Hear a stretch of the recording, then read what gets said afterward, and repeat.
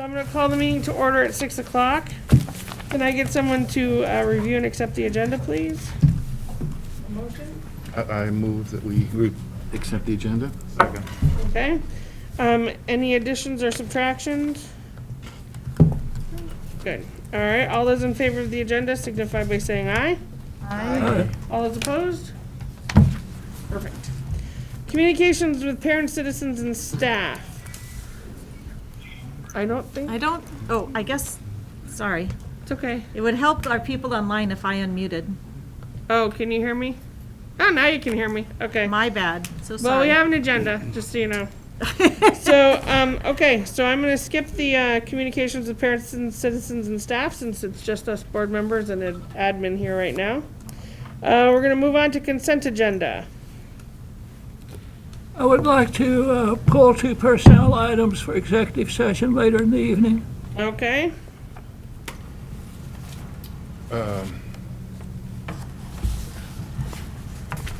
Yeah? I don't know if Pajua has any comments or participation desires, but I don't know in the agenda where that might fit if she does. I just want to check in with her or you. Say that again, please. In the past, the student rep actually spoke under the timeline of the superintendent's report, although now it's at the end of the meeting. I don't know if she wants to stay that long. Okay. But that's usually where we, She's going to stay that long. okay. No. Okay. Thank you, Pajua. All right, so we're pulling off personnel changes, which we will do in executive session at the end of the meeting. So can I get someone to make a motion on the rest of the consent agenda? Second. Okay, all those in favor of the consent agenda, please signify by saying aye. Aye. All those opposed? Okay, we'll do personnel changes later. Wait a second. Excuse I'm me. sorry. We didn't do tuition Item rates. E I know, is- You but- pulled tuition rate because she's working on it? Sure, we just pulled tuition rate too, so we'll do that in a minute. Because we don't have any numbers in there. All right, so, yep. Bill had a question. I think they just We're addressed going into it. executive session about personal matters for his, at the end of the meeting. The tuition numbers shouldn't be on the consent agenda. Right. Right, I so- said the same. She pulled Yeah, it. we pulled it. You just passed A, B, and C on consent agenda. You'll do D, personnel changes in executive session. You'll do E when Brenda, now that she has the information she needs, she's calculating the rate for you now. Right, but while we're waiting for that, I would like to say hello to Mrs. McCartney, who's online today, and Mr. Avery, who's here in person with us, who's going to talk to us about the non-traditional learning opportunities at OV. So thank you for being with us. Hi, I'm going to defer to Meredith, who's going to speak to this, and I think you're speaking about dual enrollment, early college, Stafford Technical Center tonight. But I'll let Meredith she's put a presentation together for you. I can talk about any of those. I didn't know Stafford was on the agenda, but That's no okay. problem. That's okay. Come, talk to us about what you came to talk to us about, and you have the ability to share a screen if you have a Yes. presentation. Yeah, so I'll share my screen in a little bit. So what I was told, but again, it's no problem. Recording in progress. Sorry. I can easily talk about anything you want me to talk about. So I have dual enrollment, early college, and VTVLC, and there was a question about kind of how students learn about those opportunities. But I'm also wondering if you want a further explanation as to what those opportunities entail. Yes. Yes, we would, please. Yes to both? Okay. So I'll start with VTVLC. It's Vermont Virtual Learning Cooperative. And that is, we've had that for a long time now. It's a really neat program. And it is basically a cooperative in that we have, I think, 1 or 2 teachers that Jim can correct me, who teach a class online for VTVLC, and in exchange, we get a certain number of spots of students who can take classes through VTVLC, and it's virtual. And we've been involved with this for several years, and it's certainly becoming more popular. The cool thing about it is all Vermont high school teachers who are teaching the classes. It is not synchronous, so the students can take it during any block that they want. It is not an option that is available for your full schedule. So it's really fits in one class or two classes, and we found it to be beneficial for some electives and for expanding our offerings. So if a student, they have a few AP classes that we don't have, they have a few elective English classes that we don't have. There's a student taking astronomy this year through VTVLC. So it's pretty interesting to be able to just have that expansion of our offerings. And now that kids are so much more familiar with learning through an online opportunity, I think it's opened it up even more. Before, it was a student kind of experimenting with whether they liked online learning. And it is for high school credit, so it's not part of a college institution or anything like that. There are some offerings within it that cost money, but we're clear with the students what courses are available that are free to them. So how they find out about this is when we register students for classes, we meet with entire blocks of classes. Starting in 8th grade, for example, we do a very long process with our 8th graders. We have the entire guidance department go in and we meet with them typically in their history classes, and we take 2 full blocks. And during that time, we go over all sorts of things about high school and all sorts of things that they might need to know about the credits, as well as different pathways. It's a lot of information, so we know that they're not going to retain all of that, that it's just, kind of a introduction, put some information out there, it's among a variety of information. But then we also, in the spring, we'll do 9th grade, and we'll work on getting all of the 9th graders through their classes. During the pandemic, we did this through Zoom, which was very interesting to be able to have like 70 kids have this be on the same meeting. And so that kind of worked out to do that, and we present them with information about VTVLC, early college, and dual enrollment during those times. The other place that we share a lot of information now is through the Google Classrooms. So for each grade, there is a Google Classroom that all of the students in that grade are invited into. And we store a ton of information in one spot for them to access that way. So that's another main source. The other way, honestly, is individual conversations.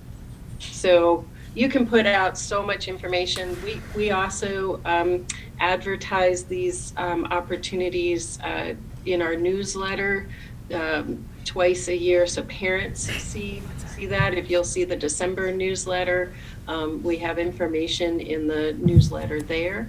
But really, when it comes down to it, it's not until you have a personal conversation with a student and say, gee, it seems like you're interested in this, or and you could maybe take a course through VTVLC, or sometimes we'll have a difficulty in a schedule and the students say, I don't want to take that course, or I don't want to take that. And so then I'll show them the website for VTVLC. And if it's an older student, we might talk about early college, that type of thing. And honestly, no matter how much we advertise in different ways, it does end up being the individual conversations. And that's why for the junior into senior year, we register students individually. So while we do group registration for the younger grades, for 11th grade into 12th grade registration, that is a personal meeting. We've done this for the whole time I've been here for 22 years.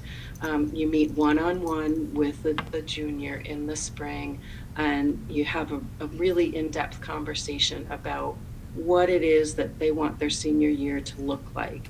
And that's where you really be discussing things like taking an early college class or doing early college as an entire program. So I'll get into more information in a minute about those, but I can do my screen share. Can I also just tell you that we dedicate one teaching block for a teacher for the Vermont Virtual Learning Cooperative. So our commitment to the VTVLC is that we commit that one teacher, Lisa King teaches one teaching block for other students in the state to take a virtual course. Plus, we pay a fee of, I think it's gone up to around $4,500 a year to be part of that. So, Yeah, by- so but the by school's offering commitment to it has been great. By offering a teaching block, we don't pay a fee, right? no, we still pay the fee. We still pay the fee. Okay, but by offering a teaching block, By doing that, you don't pay, if you were to go to, let's say, the virtual high school out of Massachusetts, you pay a significant fee. Right, Like, right. And this 4 times opens that up fee. the world to us. Yep.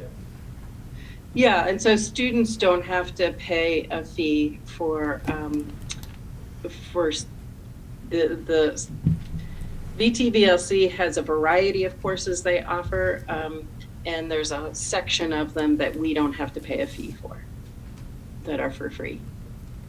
And it's a really nice opportunity that we've been doing for a long time. So can people see my screen? Did I share it properly? It says self-care, multiple pathways? Yeah. Okay. So what this is right now is the Google Classroom for juniors. So within the Google Classroom, this is a tool that's been highly successful that we adapted to because of the pandemic. And trying to have consistent communication, and we like it so much, we will definitely keep it. So in their Google Classroom for their class, there's a stream, and that's where we can post different messages. And Danielle put out something today about, are you passionate about climate change? And so there's some information about an opportunity with the Governor's Institute for a long weekend. They didn't offer that last year at all, but now it looks like they're going to try and offer that. So I didn't even know she had put this out. She's great at posting all sorts of opportunities, but here we have the website and link about a Governor's Institute weekend in February that's about climate change.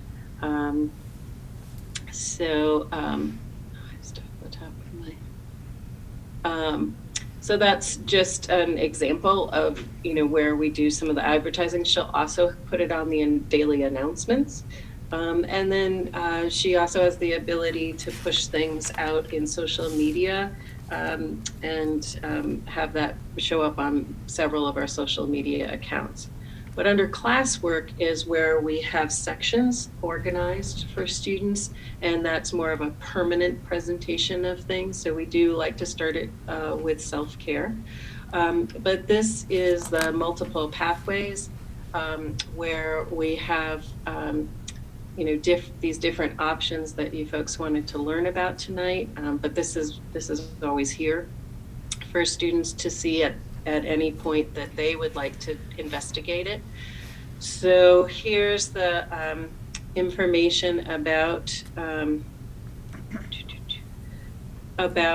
we have an explanation about Vermont Virtual Learning Cooperative and how it provides online classes to Vermont students taught by high school teachers in Vermont. And then we have a link to the course catalog. and to, how they have it divided up by topic. Taking PE and health through VTVLC is fairly popular.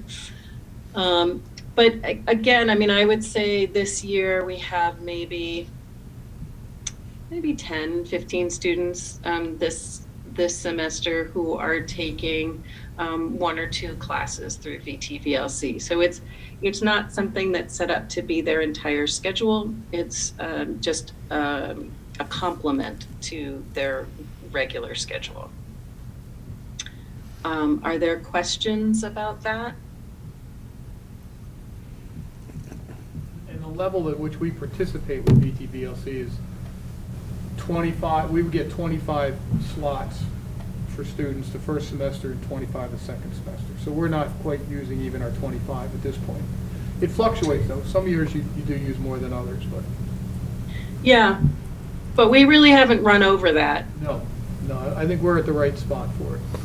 Yeah. We've used it this year we ran into that some students at Hannaford were not able to come back from Hannaford in time for Block 3. So they are able to take a VTVLC course for Block 3 so that they're still getting the same amount of credits for their semester. So that's been a really nice flexible use of the VTVLC.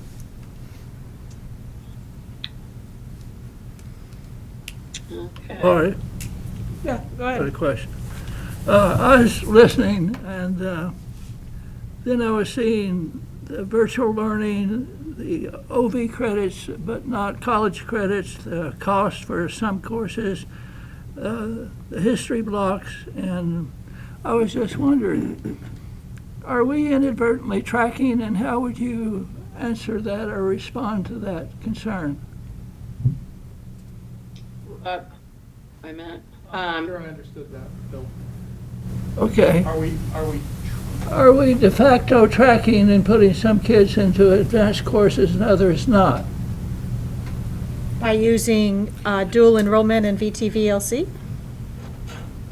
For this program? with VTVLC.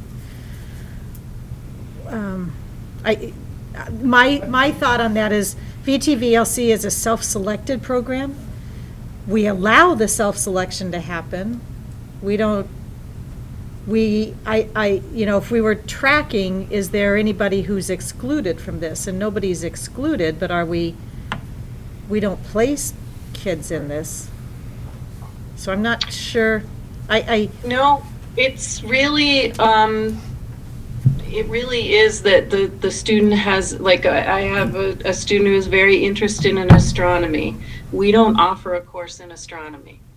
VTVLC happens to. So they're taking the astronomy course. So I look at it as a complement to what we're offering. right, and It allows a small school, and it's really designed for that. It's allowed for the small schools, high schools in Vermont to be able to offer more. tracking often occurs when the schedule that you put a student in excludes opportunities for them. And I don't see how we would be excluding, because a student could choose an elective from VTVLC instead of an elective that we're offering, for example, and it's still available to them. So I don't think so. It's actually Sure, Kevin. improved.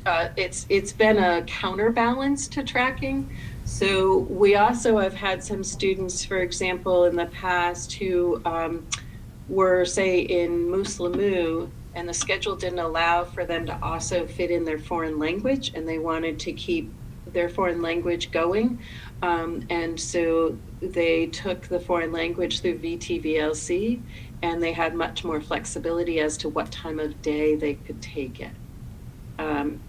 So it allowed them to be participating in this really neat outdoor program, as well as continuing with other credits and courses that they wanted.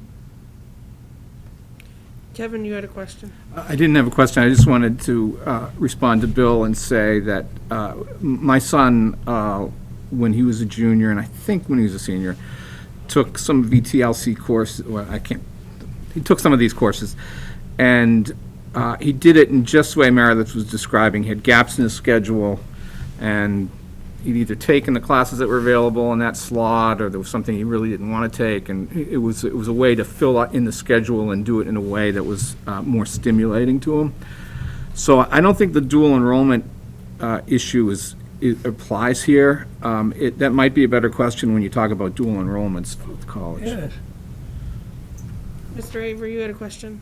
I was just going to, I think Bill was throwing the net over not just VTVLC, but he was throwing the net over dual enrollment, and he's throwing the net over early college.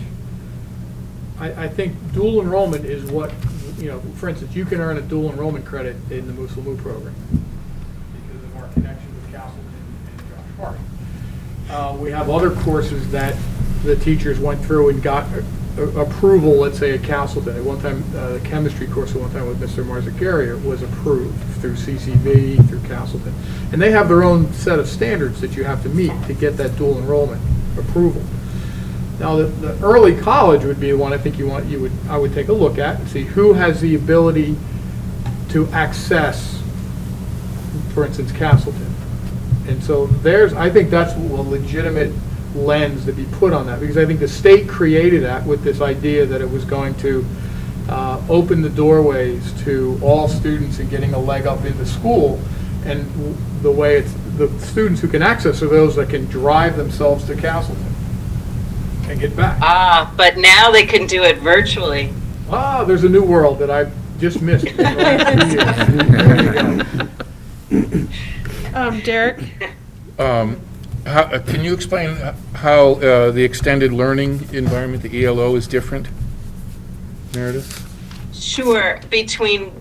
So an extended learning opportunity is completely in-house. It is not, and it's Lisa King's domain, but the extended learning opportunity is when a student creates their own class. And they, Lisa King is the advisor, and works with this and has the structure for it, and is set up for the time. But the student is really going on their own personal learning journey. So they are choosing a topic, and they are they do have a faculty member who looks over what they're doing, that they present to and that they sign off to, but that faculty member is not tutoring them and is not providing them with a curriculum. An extended learning opportunity really works well for upper level students who have an interest that they are looking to explore further. We've had students do some really interesting things with ELOs. We had, a few years ago, we had 2 students who were really interested in game design. They had taken some computer classes. They also were into music and whatnot. They developed their own game as part of their ELO, and they learned and did a lot with the computer aspect of it, the music, the whole package. Boy, that ended up being a great thing for when they applied to college, that they had really developed their own piece. There are others, the ELO is used a lot for PE, physical education, and it's an opportunity that students, they do have to follow the Vermont standards and look them up. Lisa helps them access that and see. But we had an upper level student last year who takes so many science courses, so many different things, didn't want to spend the time on PE, and just wanted to do it on their own time in the summer and whatnot, and did an ELO on yoga, and really took a lot of time to research and study yoga, not only how to go about it and practicing it, but also personal health benefits for it.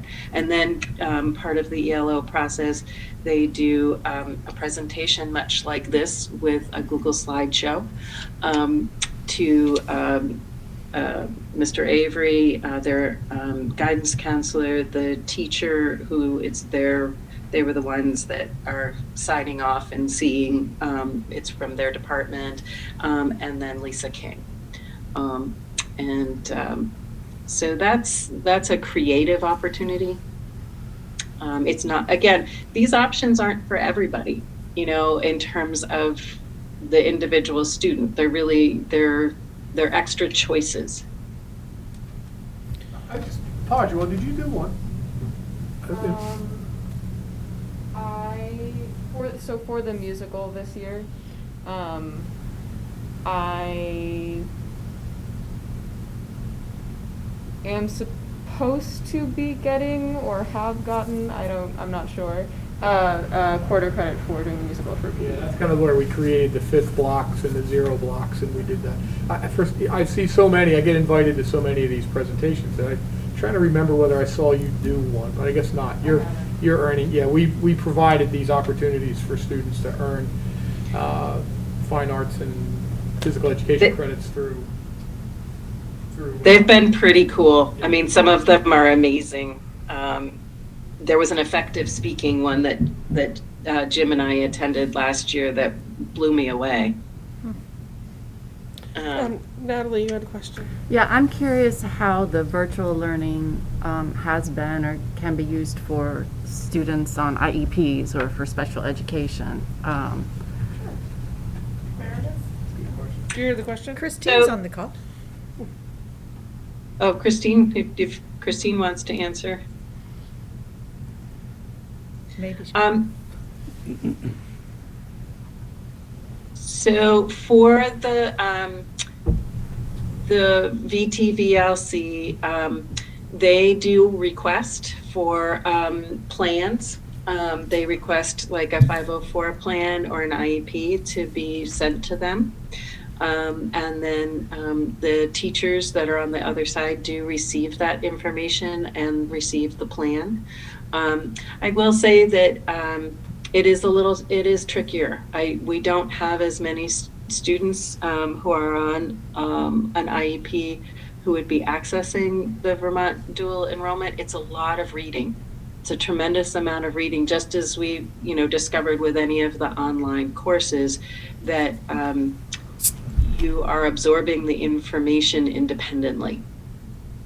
So I've had some students who can't stand the VTVLC. I mean, as much as it's popular with some, with others, I had one student several years ago who said, "Get me out of this. I would rather lick the floor." So we did. It's again, it's not something they have to do. It's an opportunity that's available. But they're not excluded based on disability or based on the fact that they're on a disability. It's more about what interests them. So, And I'm thinking of it as an opportunity for Right. a student like my son who doesn't always do well in classrooms and may do better with an online course. right, there'd be that opportunity Is it being there. offered Yep. in those settings? Yeah. Oh, absolutely. And like I said, they ask for the IEP, they ask for a 504 plan, and they can provide some amount of accommodation, but you don't have a teacher sitting with you, and you don't have as much, you don't have that direct connection. They have some virtual meetings like this with their teacher. They have a few phone calls, but they're not watching a class. So the VTVLC is not synchronous. They don't have a synchronous class. It's they have units that are kind of all set up for them to read and watch little videos and do that type of thing. Kevin? But Oh, sorry. My question's about ELOs, and I was wondering about how it works in terms of time commitment, and thinking of a hypothetical, say, where a student gets the opportunity to do an apprenticeship, say, let's say with a woodworker or something, and that doesn't really fit into an 80-minute time slot. Is it possible to design an ELO like that, where they're physically at a different location for a few hours during the day, or is this something students tend to do in their own time? So, it really, senior year gets more flexible. So if you have a senior who's, and that may look like an internship. So we also have internship opportunity. We haven't really been doing that for the last 2 years, but we're hoping to return to it, where that might be. And Lisa King, again, is the person who helps coordinate and do that. So if the student, we're doing something with the woodworking that could come under an internship, and that maybe is designated 2 blocks that they're doing that if they're a senior and they have their credits, their other credits in order. That might be a way that we do that. Or the ELOs can happen in the summer as well. And so that's one of the flexibility about them, or they can happen. We do have students who, and again, the ELO works better for upper level class folks like juniors, seniors, because there's a fair amount of time commitment, independence. If they don't get it done, the credit doesn't happen, type thing. So I'm not going to, the ELO is not set up to be for a major credit.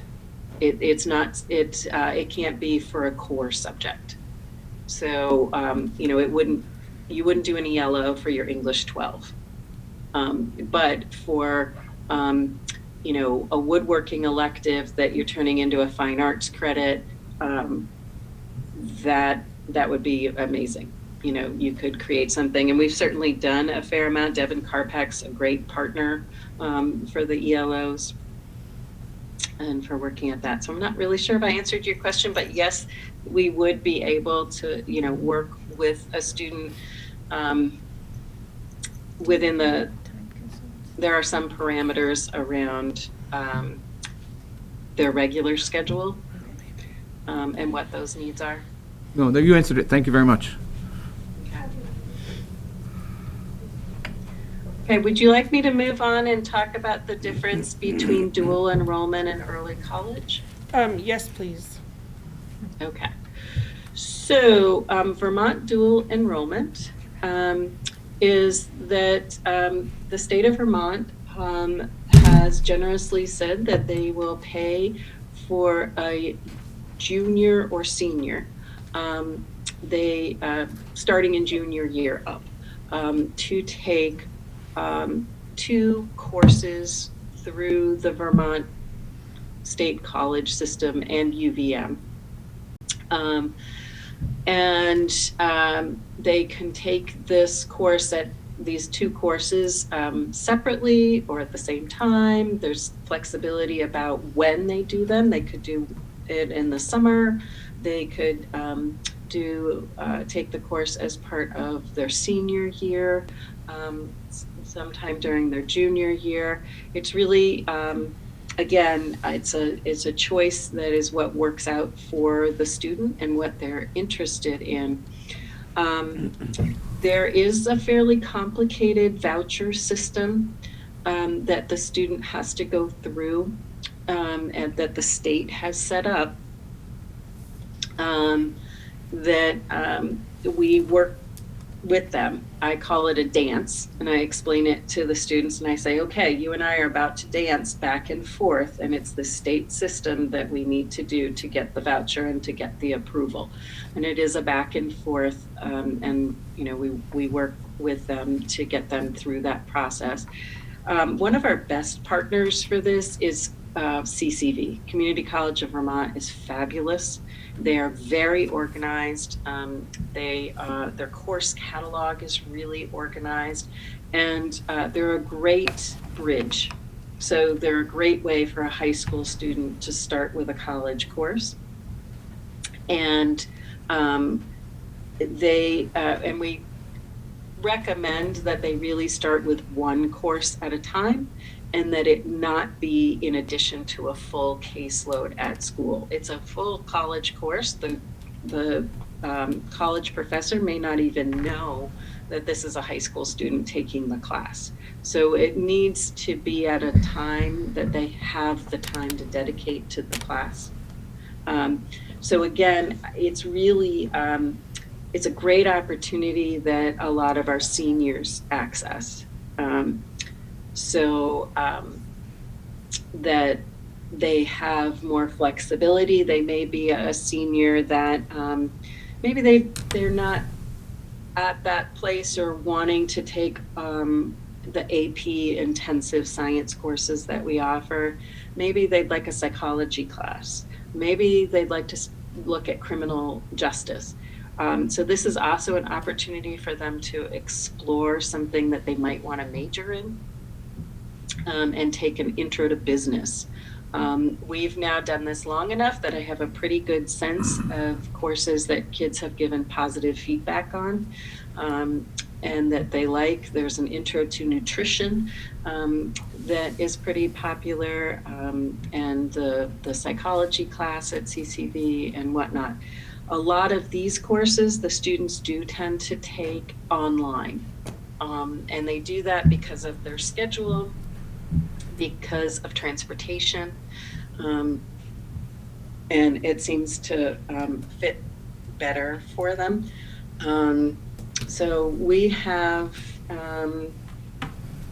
several seniors who are doing it. I have a senior who's taking one CCV course each semester, who wanted to do more online learning, and so is doing one CCV class a semester, as well as a few classes in our building to round out their schedule.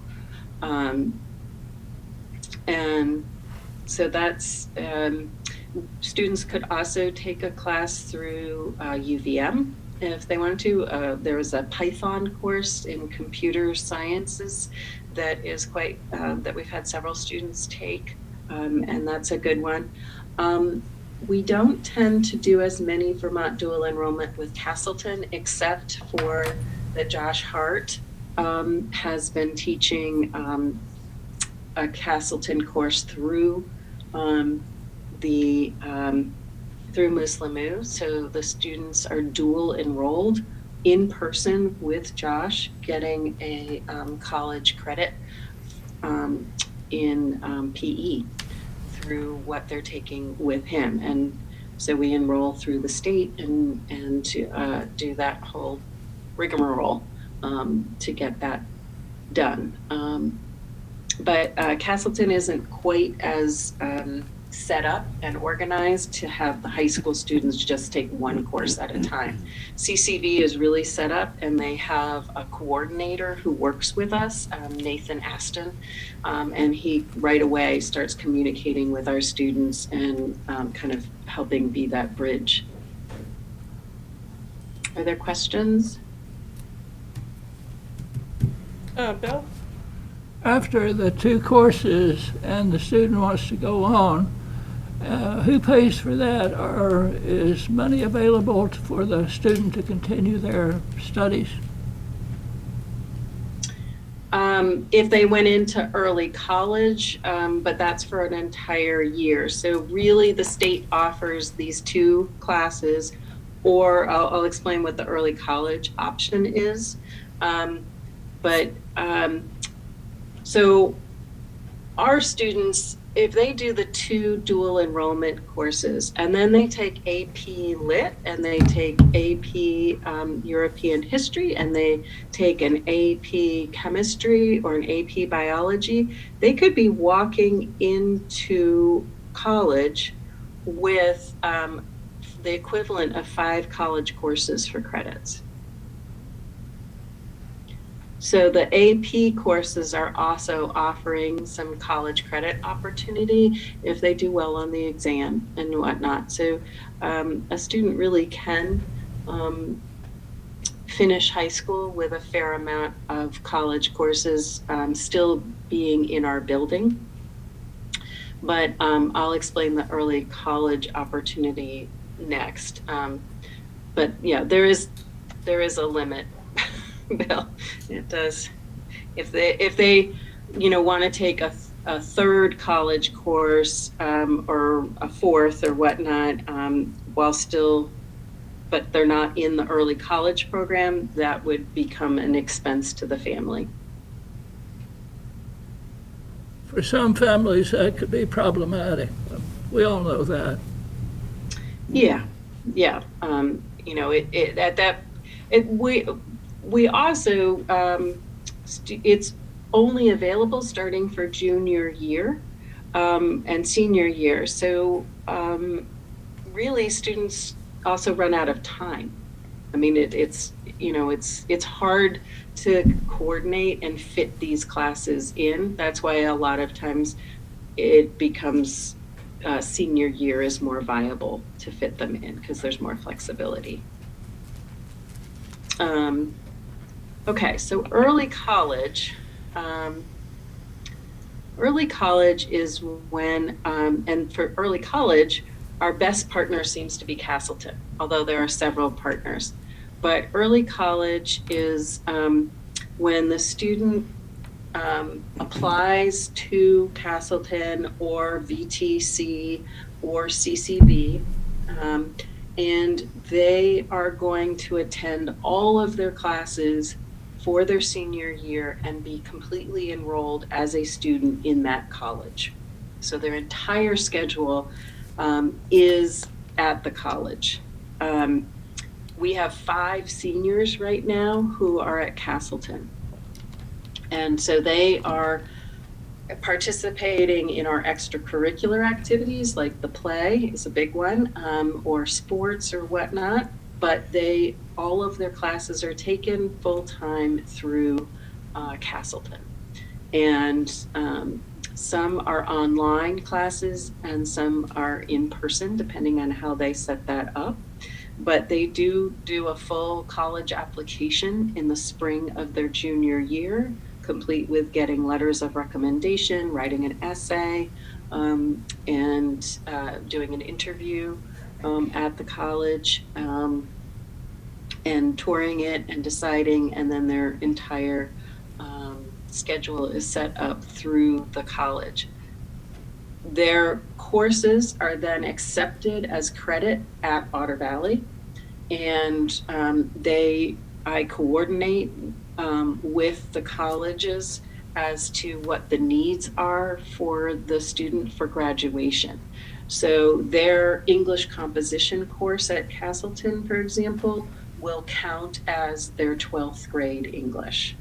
If they need a social studies credit and they take for an elective 4th social studies credit and they take something in the social studies department at Castleton, we count that towards our graduation. So they actually should not have all their graduation requirements done by junior year because the state is paying the tuition to the college because they're not yet graduated. So that's a confusion that students that we often have to explain to them is you're not trying to get all your credits done by the end of junior year. You actually need to have a few that you still need because the state is footing the bill for you to be attending because you're still a high school student. So it's an amazing opportunity. We've had multiple students take advantage of it. It's not for everybody because you also are missing out on a lot of your senior year socially, and you may not academically be quite there to walk in and be taking all of these freshman classes. You're skipping a year. So it really is on an individual basis. And the students do self-select for a lot. I mean, the students will come in and say, I'm interested in early college. So we have a discussion about it. You know, we talk about it and talk about the pros, the cons, what it means. And for many of them, if they're in the right spot academically, it is a pro, definitely. And the kids have figured it out more as the programs have gone on for a couple of years. They've watched, you know, the kids just ahead of them and seen, okay, I saw that so-and-so was at Castleton, but made sure that all of their courses finished by 3:00 so they could come back and be, you know, participating. Because we talk a little bit that you can end up in a little bit of limbo socially, because you're starting to acclimate and be on a college campus, but you're also on that college campus. You're not really quite a freshman, you're still a high school student. And then you're also, you know, pulling away from your community and your academics at OV. So we do have that discussion about kind of preparing to remain connected. Are there questions there? My only question for you, Meredith, is the early college and the dual enrollment. Could you potentially do both? You could, I mean, really put on the. No, I'm just asking if it, you know, if you took a class during, you know, the Junior year. junior year summer and senior year, you know, during the summer, and is it possible, I guess? It's possible. Okay. It's possible. It's a lot. Well, yeah, I can imagine. child to do that. Yeah, I know. I can imagine. I just, you know, if you did your schedule right, could it work out? You could. I mean, I would probably recommend that you did something in the summer. I've had some students, you know, look at that. We had some students looking at it during the pandemic, and at one point with one student, I said, you know what, you're preparing to be a full-time college student in the fall. You've been online all school year. I really think you maybe need a summer not being on the computer. Sure. You know, just like I was a little worried about the person being a little burnt out to start a pretty big endeavor. Sure. So, you know, I absolutely, we are happy to support the kids with whatever their idea is. And make sure that happens. We do try and broaden the conversation sometimes to help them think about, you know, here are different angles to just consider. Sure. Well, I just wanted to know if it was an either or, I guess. So, It's not it kind of ends up being an either or in some ways. And again, I mean, I have kids who are like, no, I'm not ready to be on a campus full time. Okay, great. Try one course. Sure. You know, so it really, it's nice because you can customize, you know, what would be an opportunity. I mean, I know of a kiddo that I think we probably all know who went to Castleton for senior year and then went to BU. And it really did boost the opportunities because the colleges loved it. You know, you're doing your senior year of high school as a college student, and then was able to graduate earlier, which is the point, you know, from BU. Cool. Greg, you had a question. Yeah, are there any unintended consequences of the program the state started where maybe some of our senior level classes don't have a lot of students in them because kids are taking the dual enrollment or the Castleton? Yeah. Or like, I just worry that we have like, because there were points we only had 3, 4, or 5 kids in an AP class. Like, do we have a risk of having some of those? Yeah. We've lost AP You're courses. right. We are at, I look at it as a seesaw, and we're kind of like doing this thing. So it is an unintended consequence when you're talking a small school. And so, I mean, my take is always whatever is best for the student.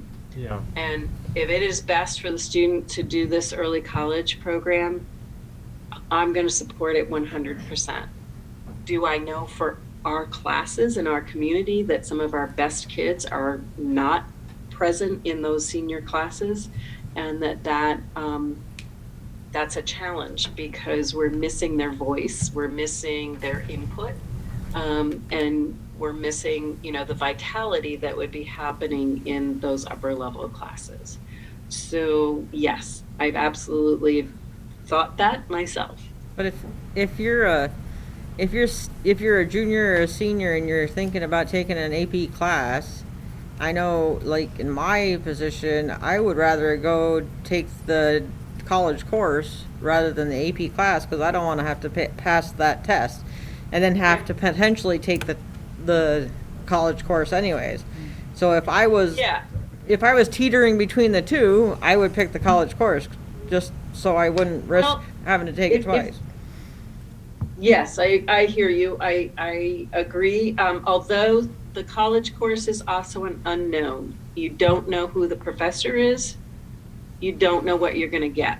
So on the other hand, there's some ways that, like, I know plenty of kids that say, I'm going to take pre-calc and calculus with Anthony Peduto because I know, that I will get what I want to get out of those courses because I know that Mr. Peduto's teaching it. Other questions? Oh, sorry, Meredith. No, go. We're running out of time, so I want to know if there's any other questions for you at this time. Let me see if I can stop sharing. Okay. There we go. And if not, I want to thank you for giving us your time tonight so that we can understand some of these options for our kids and how it might affect them going forward. So thank you very much for that. And Appreciate thanks for it. joining her, Jim. Thank you. Yes, You're welcome. And Christine, Have a we good see night. you online there. You too. A couple of weeks. Bye. Sounds good. Okay. So we're going to move on to professional board development. I and Jean both attended an informational meeting with the VSBA webinar on effective and appropriate management of school board meetings on November 16th. There is a VSBA recording of the webinar if anybody is, can't sleep at night and want to figure out a way to do that. You can watch it, definitely.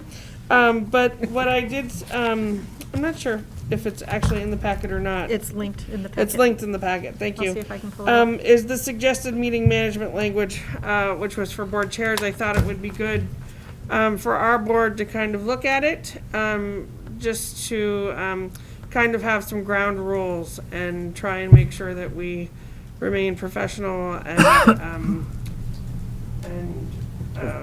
Effective. that's the word.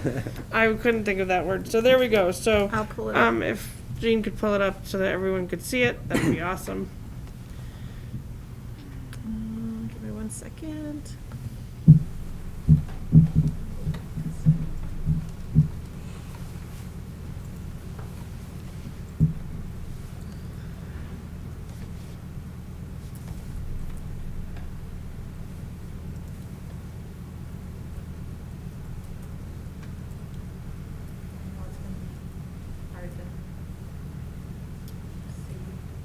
Right, so there is a statement at the beginning of public comment that can be read, just essentially saying that people have a time limit so that they don't overtake the board. That can be read, so you guys can read that at your leisure. If it became an issue, I would definitely use that. This was really especially about people who might be coming to the board who are upset about COVID, masks, things like that, that might get belligerent or and upset. And so these were ways to try and quell that so that there isn't any kind of emergency or feelings of unsafeness. And then there's other things that I think is really good. The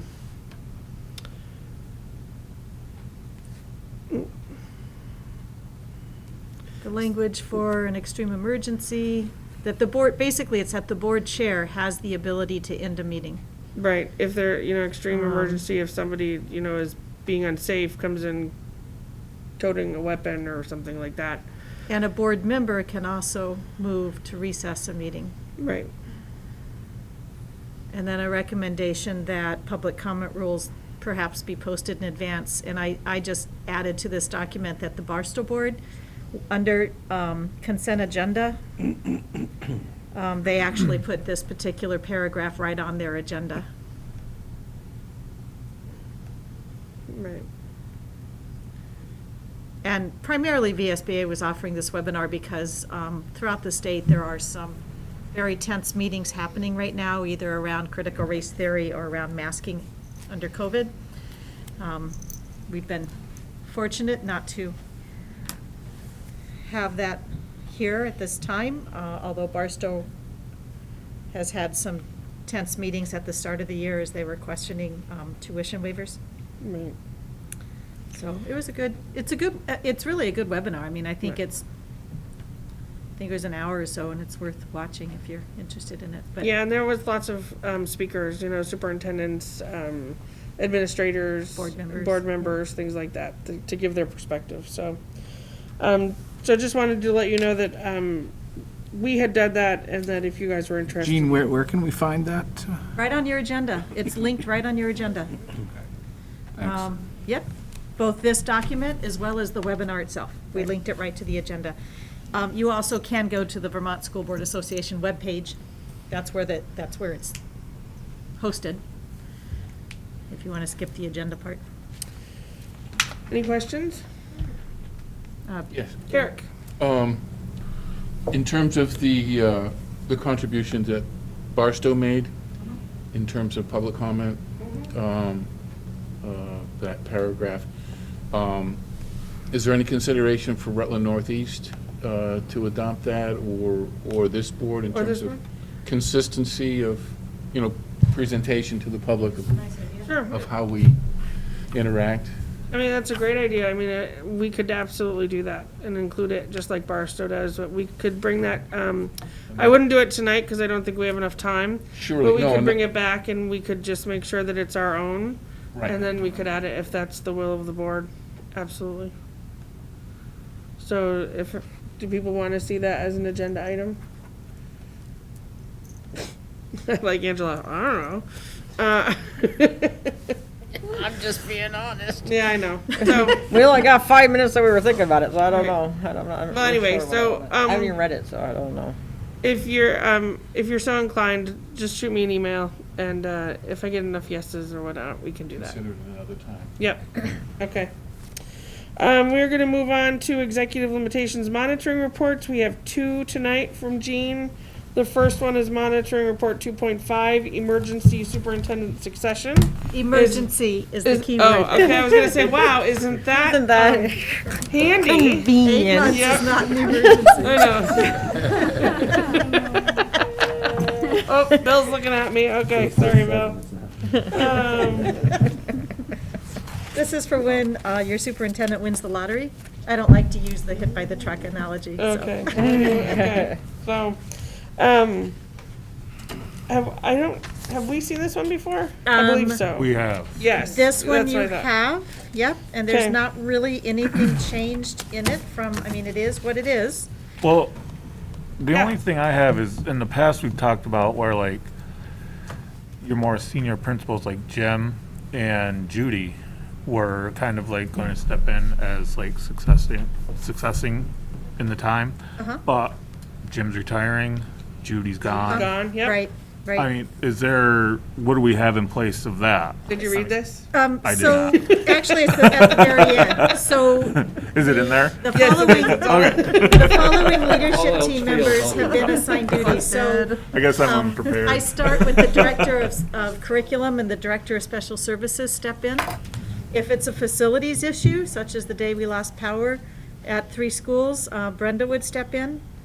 But generally speaking, if I'm not available, if I'm out, then it's Kristen or Marcia who steps in and acts as my designee. Really, each school has a backup anyways. And then each school, if the principal is out, they have a backup, and they also know that they can call on one of us. Any, so I just need, well. We did use this, even though this is emergency. This also describes what happens if you have to replace a superintendent, and Lori has been following those steps. Yeah. Yes,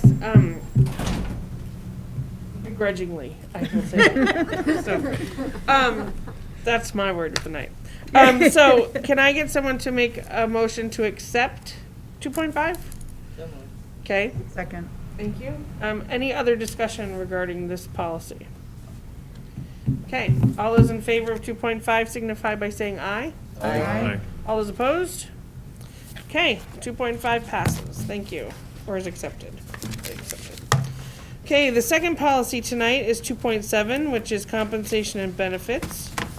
And it basically says I can't set my own. Darn it. Right, No that's conflict true. there. But you set those parameters, and I can't do it. So, the way the process is laid out is our NASU board oversees the superintendent, sets the compensation. That's the board that I report to.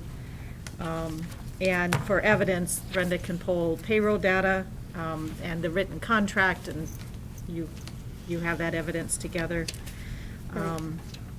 This is also true for union and non-union personnel. I can't violate what is already negotiated.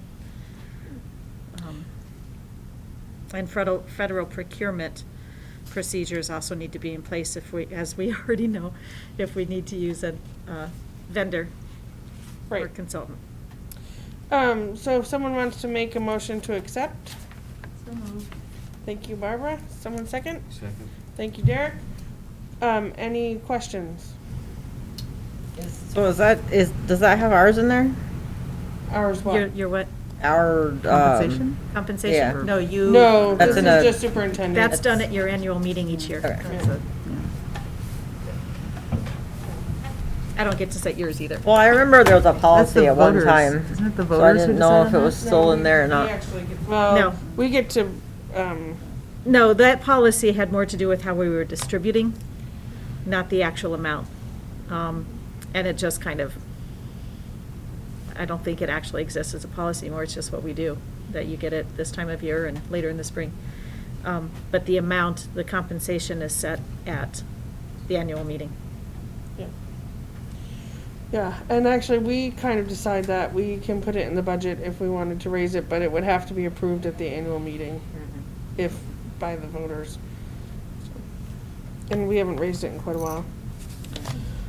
Other questions regarding the superintendent compensation and benefits? Okay, all those in favor signify by saying aye. Aye. All those opposed? Okay, thank you for that. All right, so we are moving on to our own board management monitoring reports. We skipped the board monitoring report 3.3 last month, which was the delegation to the superintendent.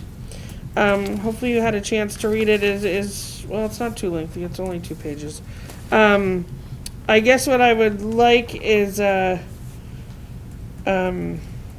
have not ever done this one before either. This is our first time doing this one. So essentially, our policy is here, and I guess what I would like is, if someone since we all should have read this, I kind of would like to see, you guys take one and just say what your reasonable interpretation is, and then we can all come up with evidence, but I think it would work better if we all, instead of me trying to get you all to talk about it, if we all did it together. And maybe going forward, so I don't spring it on you at a meeting, maybe I could assign different things to people to look at. But this particular policy talks about what we do to make sure that the superintendent does what we want her to do. So the first one says that the board will develop policies instructing the superintendent to achieve specified results for specified recipients at a specified cost. These policies will be developed systematically from the broadest, most general level to more defined levels and will be called ends policies. All issues that are not ends issues are defined here are means issues. So technically, what does that mean? And examples of where we did or did not follow it.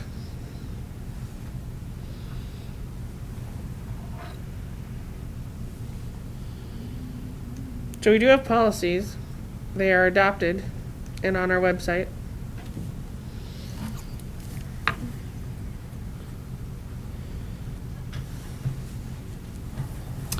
Well, I'm always in favor of more flexibility, and certainly there have been instances in here where I've wanted to talk about things that I've been told that are outside the parameters of the board, so, you know, I'm always looking for ways to have the board discuss the problems of the school, the issues in the schools, the concerns of parents and things like that in ways that probably are going to be objected to, I think, by other people on the board if we follow this policy. So I think it's too restrictive.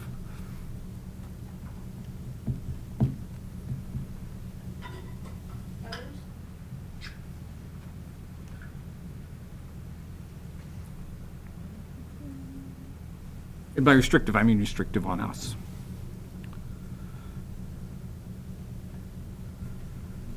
I would move the question, in a sense, is that the exciting conversation that I just heard, which was silence, but we're really having to turn our attention to hiring a new superintendent.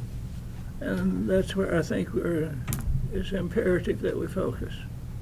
So I don't feel like we need to belabor this too much. Okay. So what I think you're saying is that you feel that these policies that we have before us here, 3.3, is the way we need to handle this, especially since we need to be thinking about hiring a new superintendent. Derek? Yeah. He moved the question. Yeah. Okay. She's just clarifying, huh? I guess I'm Well, just she's clarifying it in a way saying that he implies that he agrees with what's written. That's not necessarily true. He just moved the question. Lee, did you hear a question being He, moved? no, he did move the question. He said he moved the What question. question? I think There what isn't he's a saying There's is, no question on the table. That's what I'm I would confused make about. a There's no motion that we motion. skip this agenda item and move on. okay, so there we go. Second. Okay. Everybody else feel that way? If so, signify by saying aye. Aye. Raise your hands, because that was gonna fly. Okay, all right, we'll move on. Nay. And then, board monitoring report 3.4, monitoring superintendent performance. Actually, I agree with Bill on this one too. It's kind of null and void until we get a new superintendent in anyways, and it's been here for a while. Right, this isn't new. This is the superintendent. Well, we've never actually monitored it. We've never actually gone through this policy. And maybe After you wrote it. I thought after we wrote did. it, no. Oh. And so, we didn't do that with the one before, and maybe this is the perfect time to be looking at it because we are looking for a new superintendent, but, Is this now when we should be examining the policies to see if we're, maybe, I don't know. That's up to the rest of you. Bonnie? So since we've never done this before, is there, like, I know we kind of piggyback and partner with the next board up as to Firestone. follow a lot of, have they done this before? Would it be helpful or is it even an acceptable procedure to look at what they have done with theirs? And maybe there would be more discussion if we had, and I don't even know if that's an acceptable way to do it, so feel free to say no. I just didn't know if it might give us a starting point Well, I assume to this say, is that. that's something we need to look at, and especially at this point in time, with looking at a new superintendent. Maybe we just need someplace to start.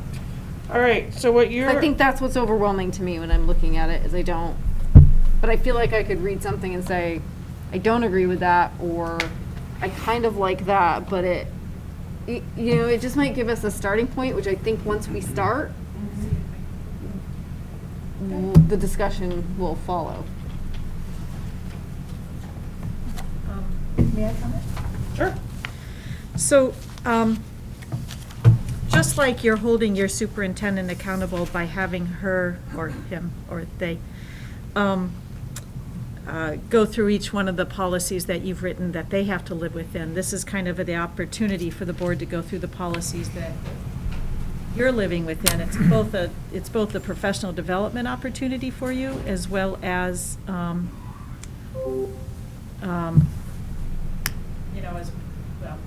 as well as just kind of checking on it, I guess. And it doesn't have to be done the way you're doing it. I see 3.3, I don't see 3.4 on the Right Barstow. after. No, I mean, Oh. on the Barstow page, they have done 3.3, but they're doing 3.4 next Monday. Oh. So they have done 3.3. And, we've tried a couple of different ways, but it's really about, when something comes before you, do you know your policies well enough to know whether or not you have policies to address it? And are those policies taking you in the direction that you want them to take you? And so it could be as just as simple as just reading a section saying, what does that mean? I mean, it could be something that you chop up and assign people before each meeting, and somebody comes in with, this is what I think it means. In the same way that when I write my reports, I say, I think that this means X, Y, and Z. And other people can say yes or no. But the purpose of this is really is primarily the opportunity for you to be familiar with your own policies. And it seems to be a struggle for this board. And the other side of that struggle is I noticed that this board also struggles a little bit more with understanding how those policies play out as well. So as you look at a new superintendent coming in, what they're going to want to know is whether or not you have a school board who understands the role of the school board and the role of a superintendent, and that's really what these policies define for you. So if you don't know what the policies are, then you don't really, even though you wrote them, but not all of you were on the board at the time you wrote them, which is why it's a good idea to review them each year.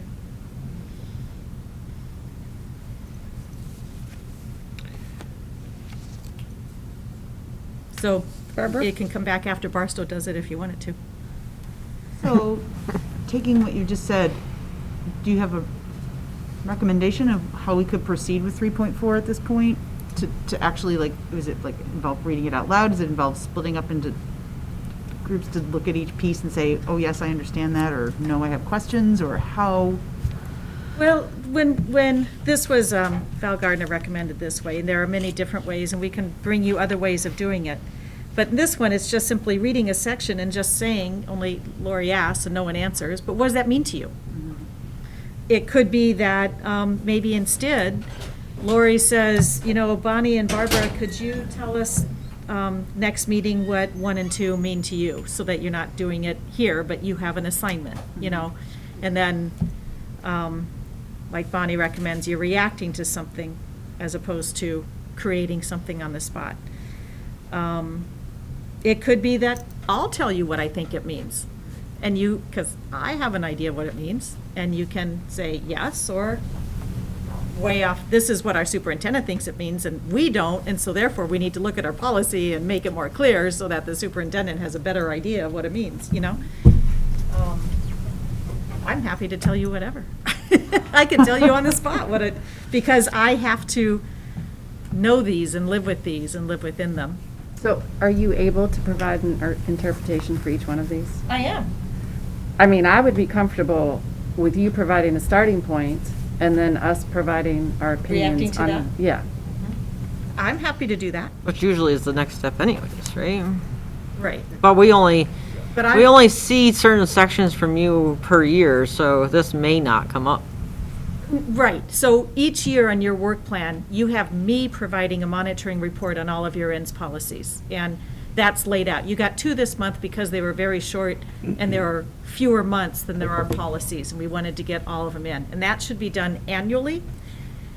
And then you haven't been doing it, really, but the board then should be doing their own annually. You get into a cycle.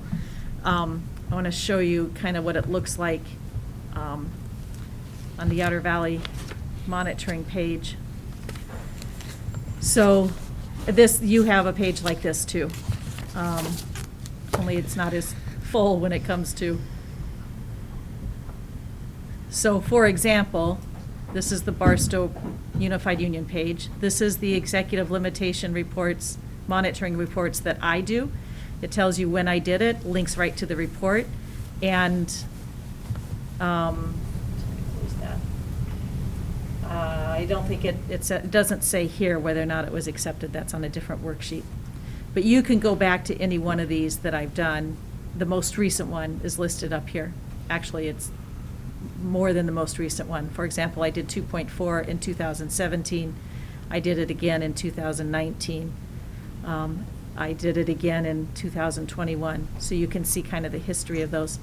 And then it's the same for the board reports, which are the 3s and the 4s. And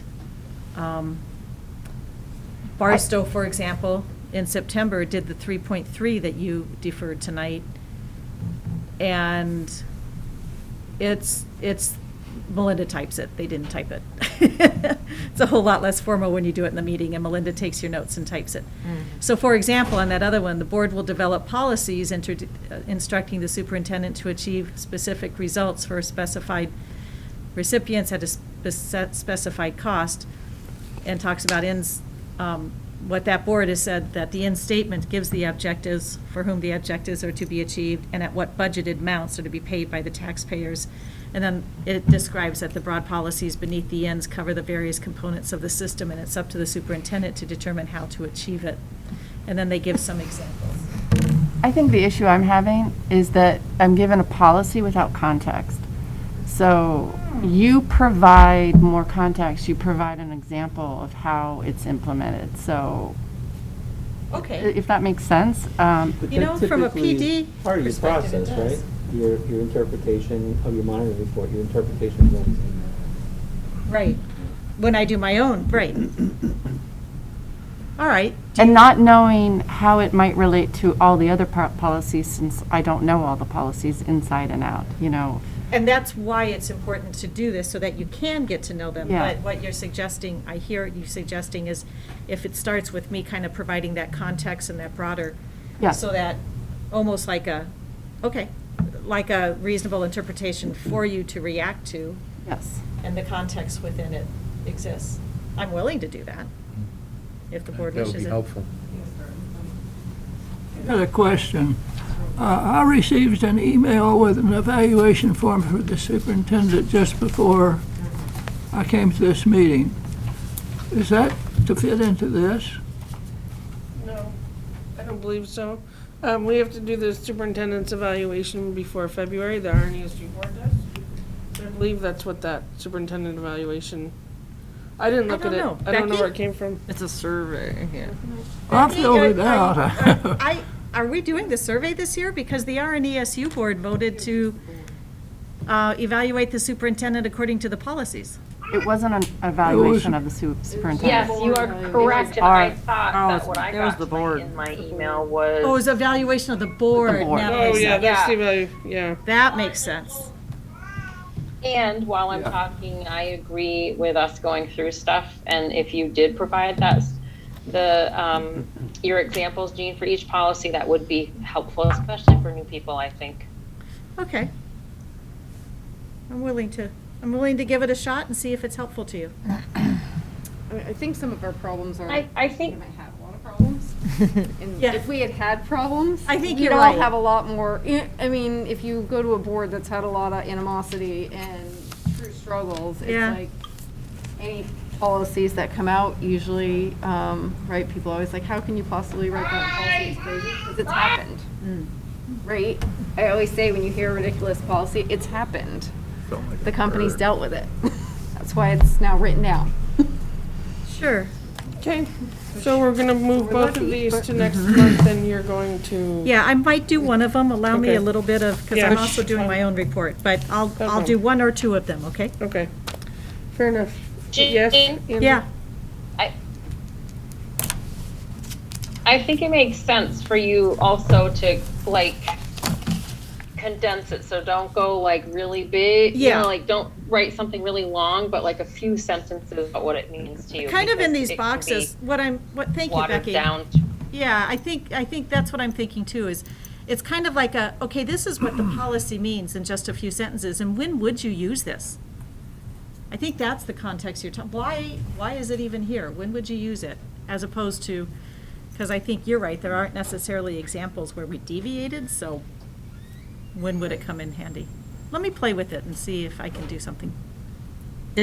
Is there documents behind this that we should be reviewing also? I mean, you say policies, but isn't there, I mean, it's got 5 sections in it. I mean, there's got to be more backing that up than just 5 paragraphs. So, Not for that particular. if you go, I'm already on the Alright. Barstow page, I but their lost policies are my- the same. So if you go to, your full policies, which, oh, there they are, policy governance policies. I'm just wondering if it, Not presenting anything. yeah, I Oh. can't see anything. See? But, Yes, there are. I'm just thinking if you want the board to get more comfortable with the documentation that we're supposed to be evaluating, it might be a good plan to try and bring those in more than just a review and us picking it apart. Maybe we get back, of course I'm going, I'm not gonna be here. Maybe we go back to, here, we're gonna take this set of policies and we're gonna have a roundtable discussion on it. Because That is what this is supposed to be. I know, but this is like, it's like 5 or 5 blocks, right? And this is why. And it doesn't really, So under the board management delegation, you've got 5 policies. Under the governance process, you've got 7 policies. Then when you get into those, yeah, so those 5, we get broken So- out into these more, so so can you these are bring these are these? the buckets under those 5. But that's right. what those buckets are. Yes, so can we bring those in and discuss? Yeah, Instead of just that's what's the- in the boxes. But that's what's in the. I know that's what's in the bucket. Not all that is Yes. not, Yes. So not 3.3. from what I just read. Yeah, so 3.3, what Melinda did is she broke it into a box for you. So the first box is the board will instruct. The second box is the board will develop policies. The third box is the board will develop policies. She took this language and boxed it, chunked it for you. And then there's nothing that goes past that. Yeah, you don't have any sub ones. And then number 4 is the board may change ends. And then nothing goes past that for this particular policy, and this whole policy is about delegating to the superintendent and how you're gonna do that. And she chunked it for you. This was just one way of trying to do it, but this way isn't working, so. Well, these policies, when I think about them, I don't get overly concerned with them, I guess is the right phrase. Because I don't feel like the policies really drive our behaviors. I really don't. I think our behaviors are our behaviors, and then we try and tag them or associate them backward to a policy somehow to say that we're compliant with the policy. And when I look at the readings of these policies, they carry that kind of substance to me that's why I'm not overly concerned around them, because they don't really drive behaviors. They could if you weren't following them. Well, all you're monitoring yourself is for compliance, but other actions are driving your behaviors, and you're trying to associate your behaviors or feel good about your behaviors are working under the umbrella of a compliant policy. Can I try something next month? Sure. Okay. Okay. So moving on. Budget first draft. Oh, yeah, there's that too.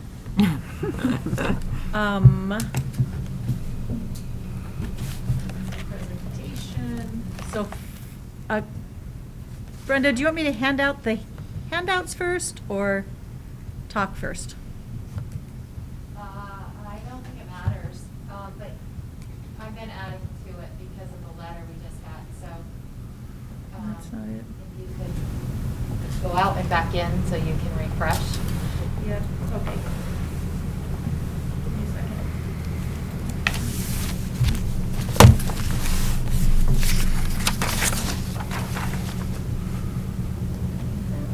This is the one I want.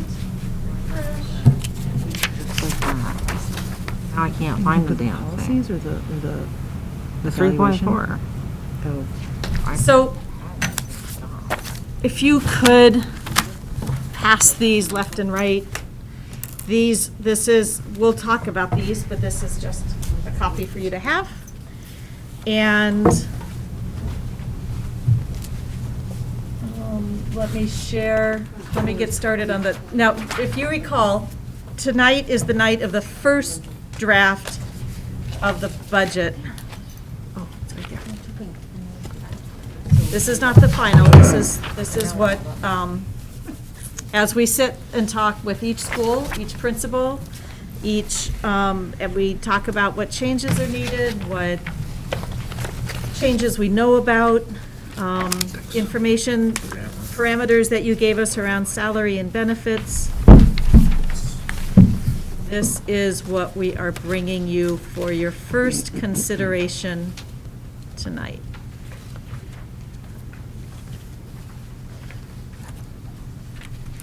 So this is our budget environment. And I'm just going to go through this really quickly because you've seen it before. That when we bring you a budget presentation or a budget recommendation, it's based on the mission and vision, the goals, equity of opportunity for student achievement, and efficiency in delivery. I remind you of what the RNESU ends policy is and what your own ends policy is. And that, this is my way, what our SU goals are to help us achieve the ends. So you can, when you get the full presentation, you can read that. Just a reminder again, budget process timeline, early December, you receive our initial budget meeting the SU goals. What still has to come is that RNESU has to approve their budget, hopefully on December 15th.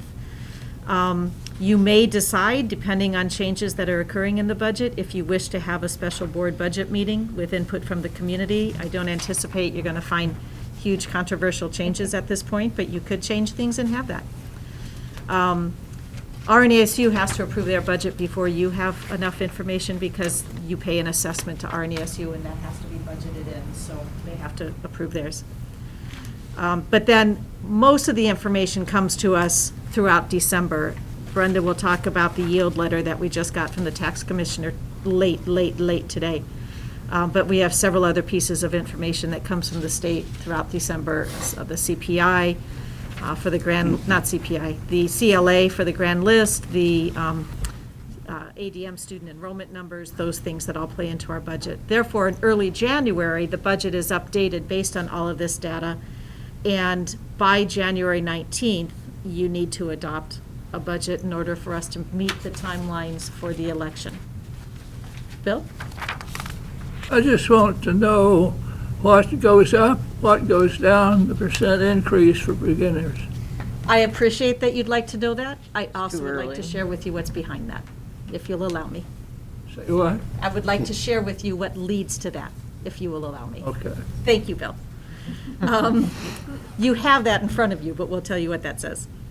So a context for the budget is the fact that CPI, as we told you in October, is going up. In fact, it's anticipated to even be slightly higher than we thought, in the 5 to 6% range by the end of this year, by the end of this month. I already reviewed with you our enrollment in different schools. And again, you will have access to this whole presentation and can play around with it. Lothrop, for example, we are recommending 2 teachers in grade 4, but that does lower their class size significantly, which may end up playing out by needing to add teachers to OCA and Neshabie in order to have an equity for our Title I dollars. So we'll come back and talk about that if we need to. Is there any way to clear that, or is it just me that's fuzzy? I don't know how to. I think it's the projector. Is I it? think it's the projector. And you'll have, I'll give you, as Brenda's talking, actually, I'll see if I can email it at that point. I don't have that, do I? Otter Creek, Otter Valley. On the Otter Valley slide, in this particular presentation, we also broke it down to how many teachers you have at the middle school level and the high school level for core subjects. For example, we have 8 core subjects, which is English, math, science, social studies, at the middle school level, and 16 core subject teachers at the high school level, which makes sense. It's about 4 a grade, approximately. But then also at the middle school and high school, you have additional teachers, about 20 additional teachers in order to cover art, business, driver's ed, languages, family and consumer sciences, health, music, Muslimu, PE, tech, theater, and vocational education. We are recommending adding, that is one change, we're recommending adding 1 vocational educator job placement position. We have not had an SRO here for a couple of years, and that's getting less likely as each day goes on. If you saw the news that Chief Raquel is leaving in 2 weeks. So we are reallocating those funds to health teacher, which is also needed given the numbers at the high school. What is vocational education? It is helping students get internships and work on the job. It's actually, it's much more, yeah, that's what it is. It's job placement and helping students, and it's all levels of students who need some help with that. It's a good question because people confuse that with tech ed and vocational education, so it's a good question to ask. Right. So it expands our opportunities for kids to become more involved in a more personal way with their learning. Brenda. Yeah, so literally while this meeting was happening, we received the December 1st announcement from the tax commissioner on the yield. And so just to kind of let you know the things in red that we want to remind you of is the first thing about health insurance, and that is now bargained statewide, and they are in arbitration. And we expect an arbitrator's decision by December 15th. I can't predict what that might be, but it will affect this budget for the second half because the decision is calendar year. So it will go into play in calendar year 2023, which is the last 6 months of this budget that we are proposing. So we're keeping our eyes on that. The tax commissioner. And that comes out December 16th. The tax commissioner's letter announcement almost made me fall out of my chair. You can see I've put in a range. We can send you the letter. It is also posted on the Agency of Education's website. So the yield, I want to remind you, what is the yield? The yield is the amount of money per pupil, $1 in the tax rate yields. That's what that yield is. So the higher the yield, the more spending per child we have for a lower tax rate. So the current yield is $11,317. The announced yield is a range. And the high range by statute and formula calculation is $13,846. So what that really means, if that were to hold true, and I don't expect it would, it means that for the same dollar homestead tax rate we pay today, it buys us $11,317 per kid.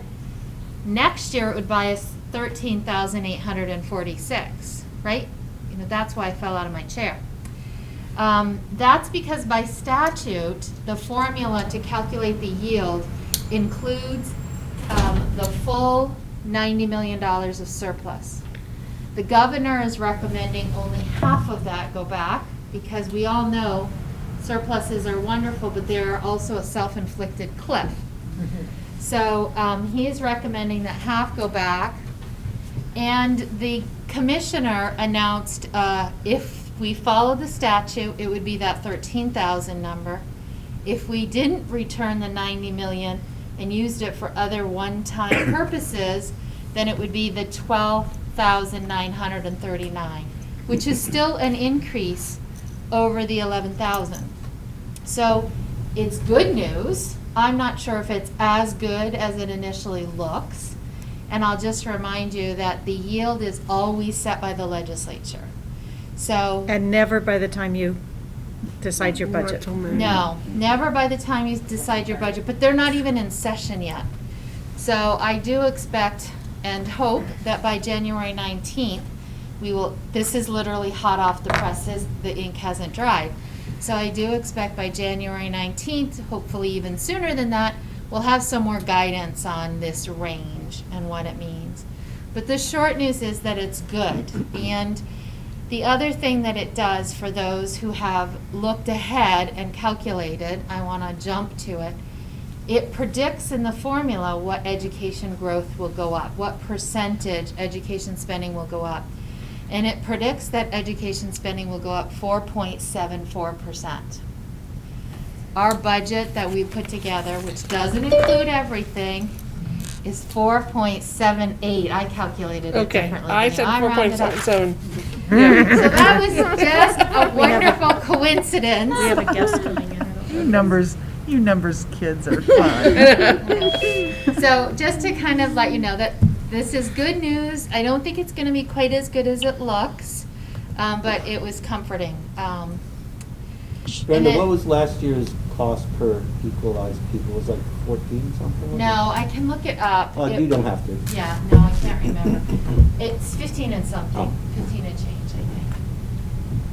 The non-residential rate, so that's vacation homes and businesses, is also looking at going down. And that is a flat rate. That has nothing to do with spending, education spending. So a couple of things that are still missing, there's still big holes to this budget. Next year is the first year of Act 173, which is a different way of looking at special education services. Goes away from kind of a reimbursement model and goes to a better sort of service delivery model. Provide the services that students need. Initial glances make us look pretty favorable on that, but again, those numbers will be fine-tuned by the middle of December. December 5th to the 20th, anytime now, we'll start receiving information about equalized pupils. In the past, for those of you who are senior board members, this was always an opportunity for angst, because when we were individualized, our equalized pupils could fluctuate so much that we were really strapped. Two things are working in our favor here. Our pupils seem to have been level or maybe going just up a little bit. So I have no real fears of the equalized pupil numbers that are coming in. I think will be pretty standard. You may recall that we did have a little bit of dip in this year, fiscal year 22, because we had a dip in preschool. A lot of people didn't send their 3- and 4-year-olds during the pandemic. The legislature knew that and gave us a protection that allowed us to use the higher of that year or this year. So I'm not sure how that will play off, but we're seeing our numbers come back too this year. And then in late December, as Jean said, we'll get the common level of appraisal from the Property Valuation and Review Office. I usually get that. That's my Christmas present. I am a little bit afraid of this number because, as we've all heard, the real estate market is hot. And you mentioned this last time, Barry. When the real estate market is hot, our appraisals don't keep up. And very quickly, we can find ourselves underappraised. It is a 3-year average, but we are in year 2 of hot real estate market. So that's my fear. I'm a little bit afraid of what CLAs might do. And that's after the fact. It's nothing we can change or affect. But it is at the very end, we'll find out what that is. Again, in this budget, I have left level assessments for central office, special education, transportation, and vocational education, because all that information comes in the middle to the end of the month. And then not until after we get all of that information in will we be able to even begin thinking about tax rates. Okay. It's yours now. Okay, it's mine now. So kind of a, snapshot of what's in and what changes are. Very few programmatic changes. We are looking at some small changes, and these are site by site. So Neshabie, you'll remember that we instituted a lottery for our pre-K students because we have a region that is defined as our supervisory union. So the budget includes 5 lottery spots, and it also includes 6 spots at Rutland County Parent-Child Center, and that's based on this year's tuition or this year's enrollment. It's really hard to predict what 2-year-olds will be coming into the system next year, so I think that's the best that we have. Revenues will come in a little bit later. I'm still waiting for the state's announcement on what the pre-K revenue rate will be. So that will come in later. At Neshabie also, we have increased the kindergarten paraeducators. There are currently 2 of them, and they're both at 60% FTE. And we felt that moving them up to full-time FTE was necessary for students and services. At Otter Creek Academy, we have done another reallocation. We used to have the 3 sites cleaned by an outside contractor. With COVID and hiring floating custodians, we were able to train them and kind of bring them on board using COVID funds last year. And this year we were able to cancel that contract and hire them as employees. So we've we've traded that out. And we are also increasing paraeducator staff at OCA. Now OCA, I think it's an old holdover. Their paraeducator staff were all about 75 to 78%. And I think it was back with the mentality of we don't want to go to that 80% because we don't want to pay benefits. That really was compromising their ability to service students. So we have put all 3 of their paraeducator staff up to 100%. It's also comparable to the rest of the district. No other school in our district had those strange allocations. At the high school, as Jean said, we've traded the SRO contract. We can't fill it anyways for a middle school health teacher. We have added the vocational educator, and thank you, Kevin, for asking about that because I got caught on that twice myself. It is about job placement for students. It is not about tech education, and it has nothing to do with the vocational center. And it is not special education related.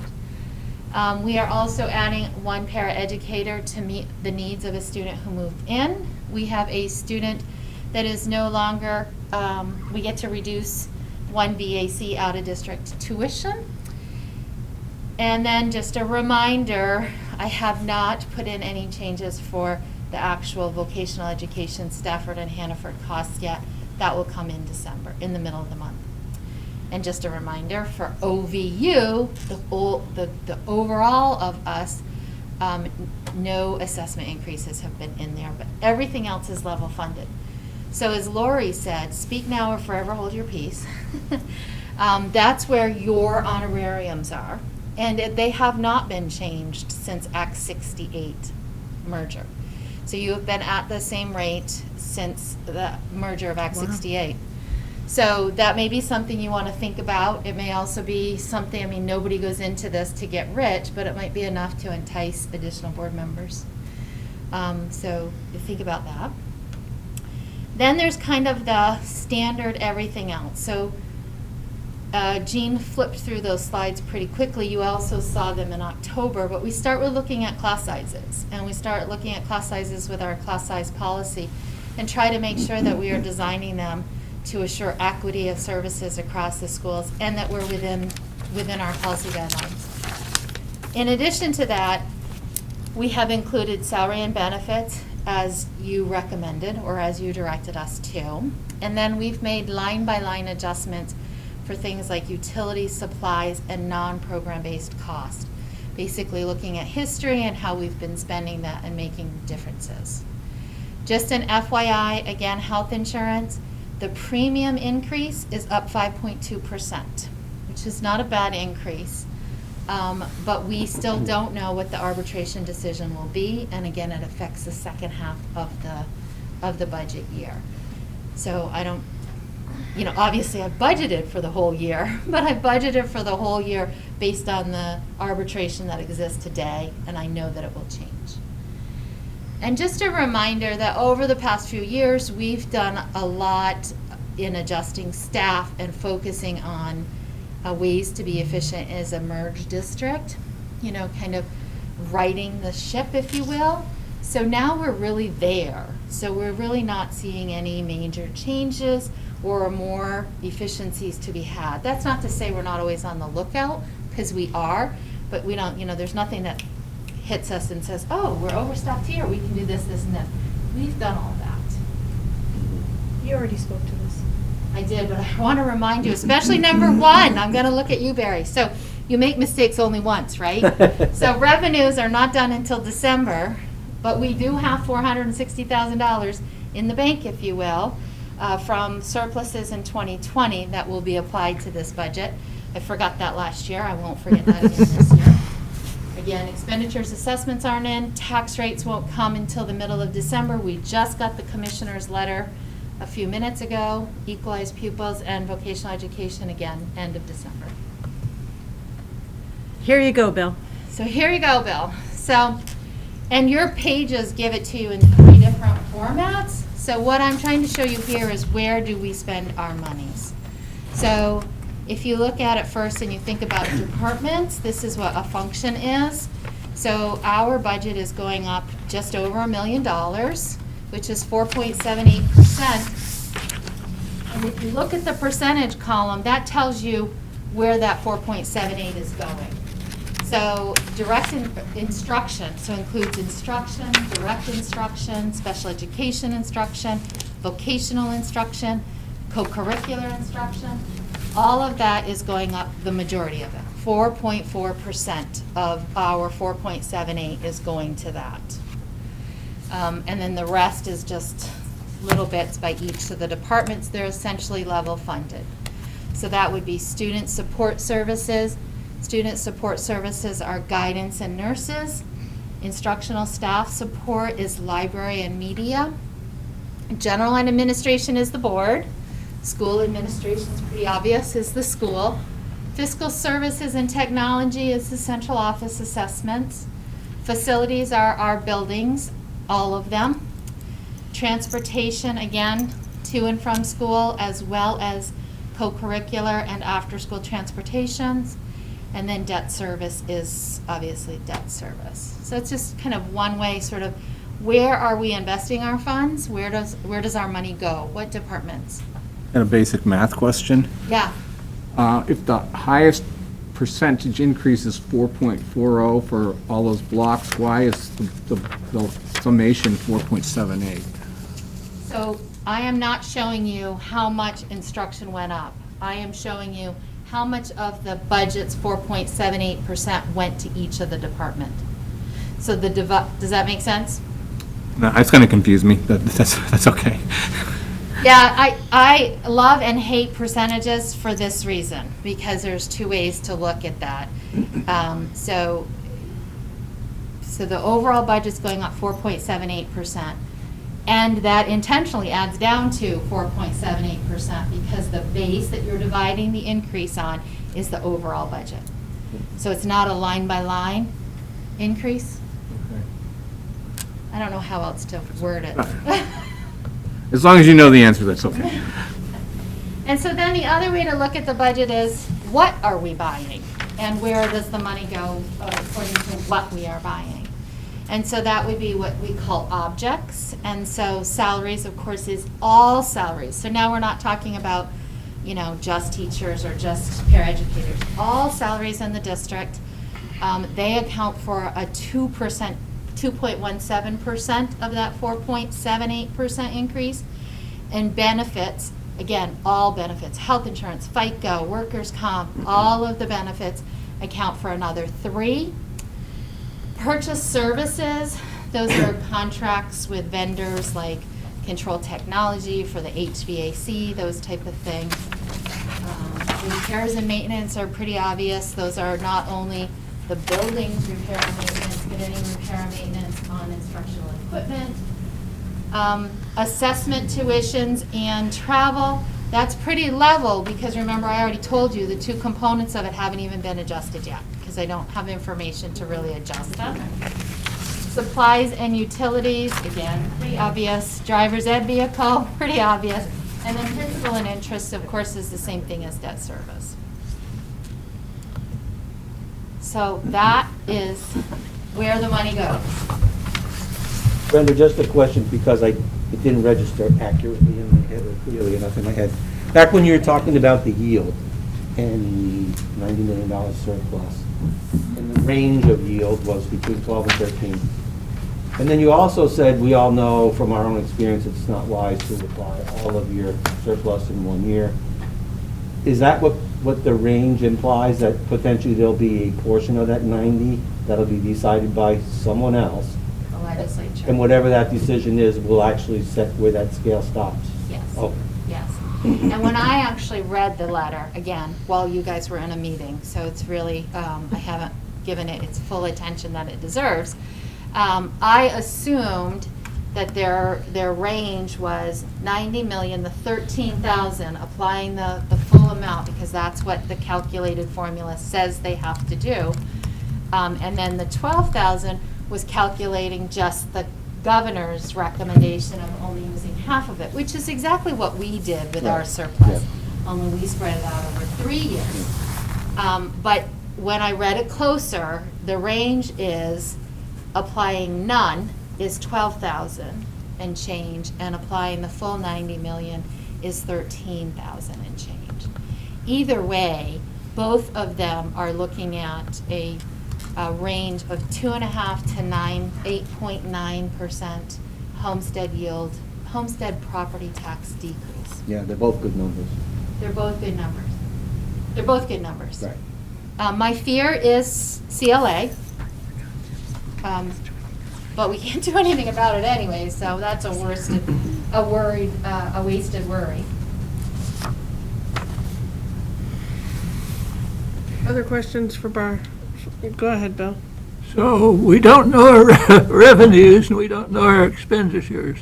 Right, it's Yeah, December 1st. we never do it this one.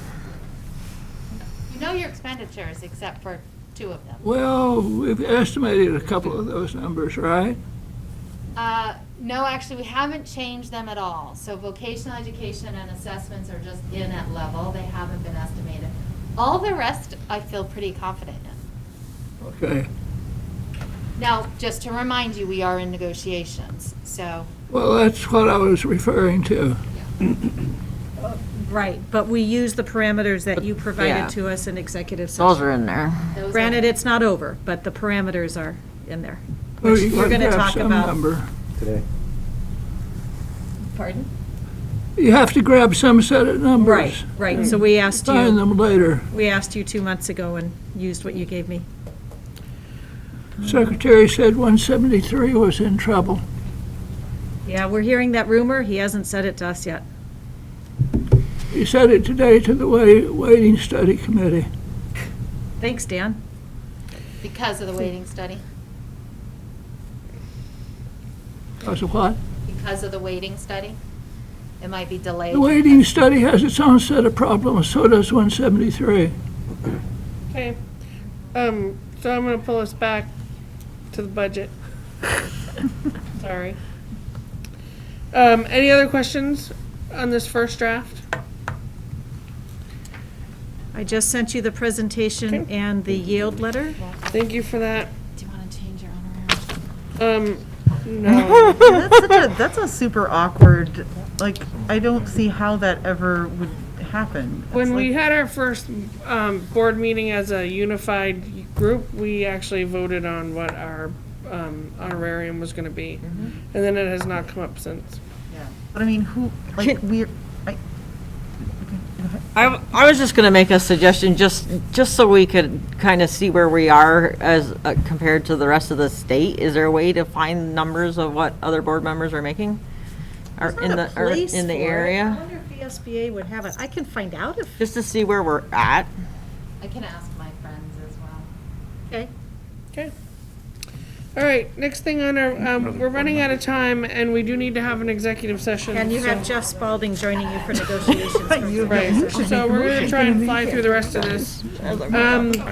So I need to write an annual report, and so, I'm going to be asking you right now as to what you want me to put in that board report. Normally, we tell the constituents and taxpayers what we've done over the last year.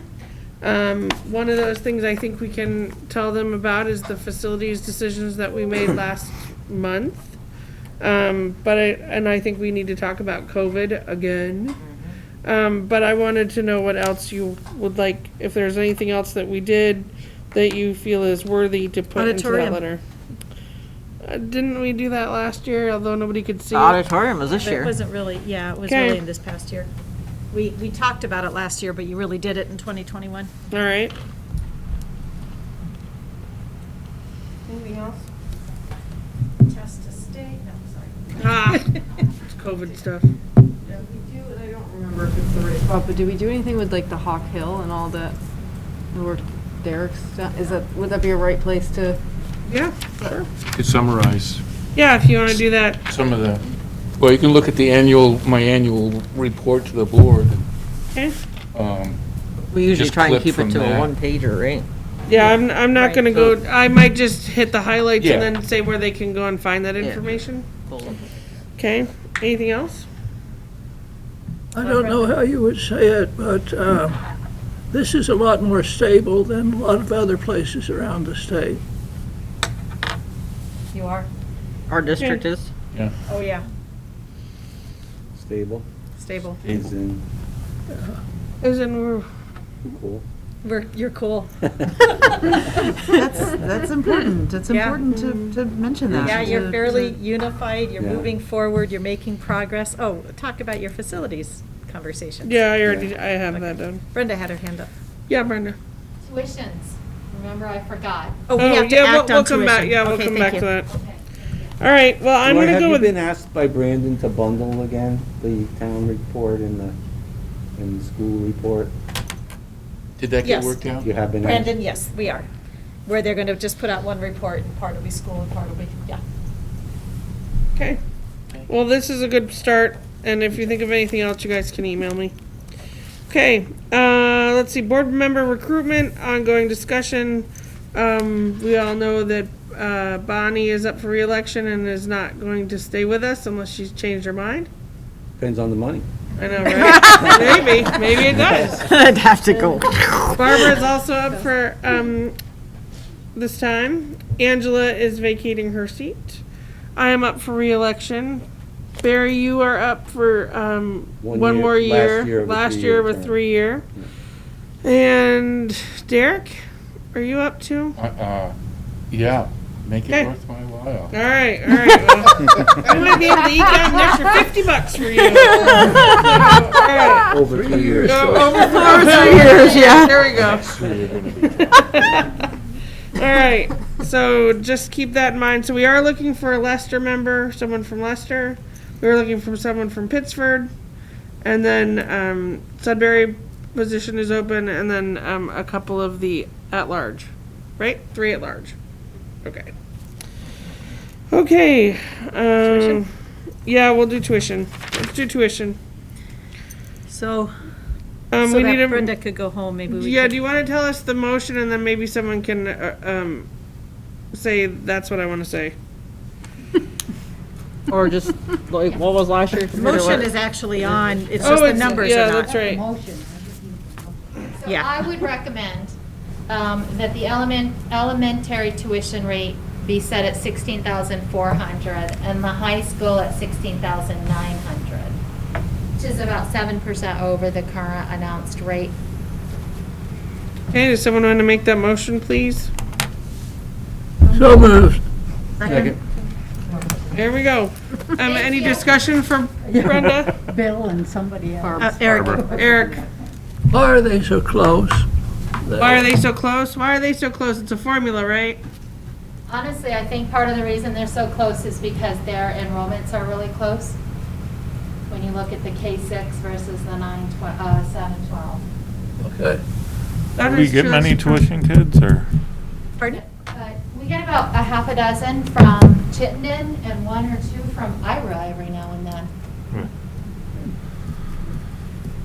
Eric?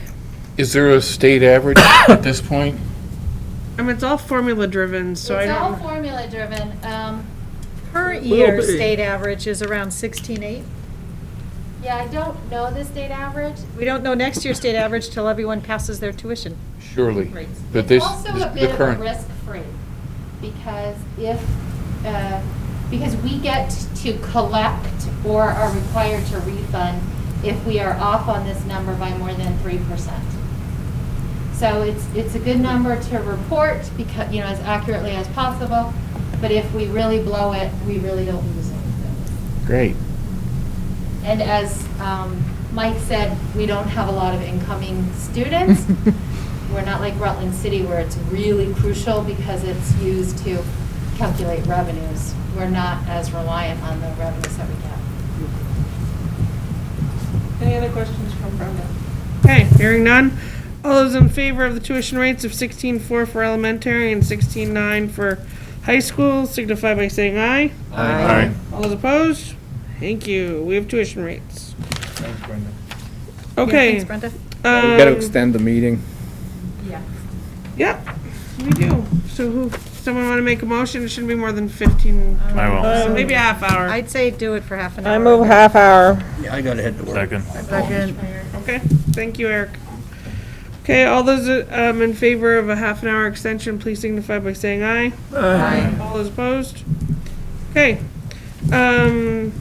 Superintendent's informational report. So I'm not going to go over all of it. I just want to touch on 2 things.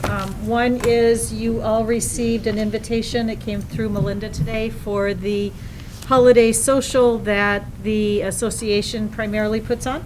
Night, Eric. And it's December 16th, and we would love to have you attend or pop in or whatever. And I think this year in particular, faculty would really love to see some board members if you are able to come. And the other thing is that before COVID-19, as you were working, there were many conversations at this board and throughout the district about kind of our post-46 merger, how do we create one identity out of ourselves? We had started to talk about branding, and then it all got put on a shelf, like everything else did. But we'd like to move forward with that branding project, as we have a couple of schools right now that actually are not branded. Neshabie and Leicester, OCA, do not have a branding, and they're starting to talk about wanting to do it themselves. And it makes sense because we're trying to get away from all these little fiefdoms and become one district that we do it at once. So Allison Popa was going to help us through that process, as you were having the discussions earlier.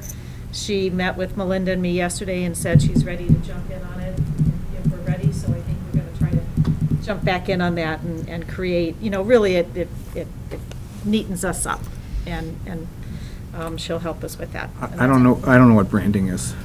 Yeah, and I'm not the person to fully explain it. She actually, and I can have her come if you'd like, but she shared with me a slide deck that she did for another district. But it's really about who are we as an Otter Valley Unified Union School District? We know that we're Otter Valley Union High School, and they have the Pride logo, right? And we know that Lothrop has the paws logo for their panther. But Neshabie, actually, when we went to do the website, they have no logo at all. And OCA, Leicester in itself kind of had one, the Trailblazers that they developed a few years ago. But we've created that 3-campus piece now. What is that? And then how do those tie to RNESU? So it's really trying to tie together something that we can move forward with as a whole district. We're not taking away the logos that exist. We're trying to tie them in together into an umbrella. That should And- used to be and help, referred that to should as be, I'm sorry. grades, which probably would not work out very well. No, no. Well, we can't have like That should be- Otter used to be- Juniors? That should be used to be the Braves. Oh. Otter Juniors? Otter Creek Juniors, Otter yeah, Creek maybe. Juniors. Yeah, so Otter- we're kind of trying to finish Otter that Valley last Otter Juniors. Act 46 merger step of, if that helps at all. Is she a graphic designer? No, she works with a graphic designer. Derek, did you have a question? Well, I was just reflecting that we're functioning as a 6-town board, but then there's Barstow, and then there's Rutland Right. Northeast Right. Supervisory Union, and somehow all of those are Rutland Northeast. Right. Right. So there needs to be some, Also, we'll tie it together there. So Otter Valley will have an identity. Barstow has an identity already. And how does that tie into the Rutland Northeast Supervisory Union identity? it'll be fun. It will be fun. You'll hear more about it. You'll participate. And that's all I have to report that isn't in writing. Okay. Other Anything than else for that, June? that you did approve a new teacher tonight for the 6th grade at Lester at OCA, and I thank you for that. So I think that we were fortunate to find somebody mid-year who moved here, who's an Otter Valley graduate, actually. And great.